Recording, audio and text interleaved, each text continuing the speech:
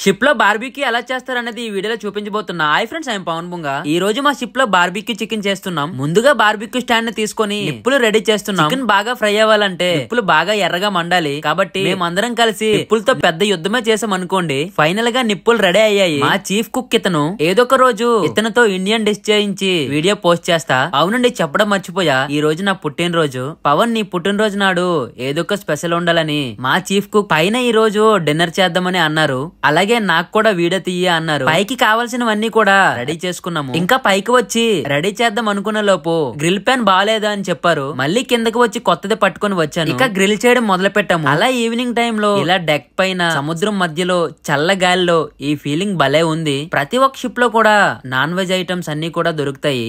మనకి ఏం నచ్చితే అది తినవచ్చు. మా కుక్ చూడండి, వీడియో తీస్తున్నాను చెప్పగానే స్మైల్ ఇస్తున్నాడు. మనం ఒకసారి షిప్ లో అడుగు పెట్టామంటే ఇదే మన ఇల్లు, ఇక్కడ ఉన్నవారే మన ఫ్యామిలీగా భావించాలి. కాబట్టి అందరితో కూడా కలిసిమెలిసి ఉండాలి. మా షిప్ లో ఉన్న వారిని అందరినీ కూడా మీకు తొందరలో పరిచయం చేస్తాను. లాస్ట్ వీడియోలో చాలా మంది కామెంట్స్ చేశారు. నేను కామెంట్స్ అన్ని కూడా చదివాను.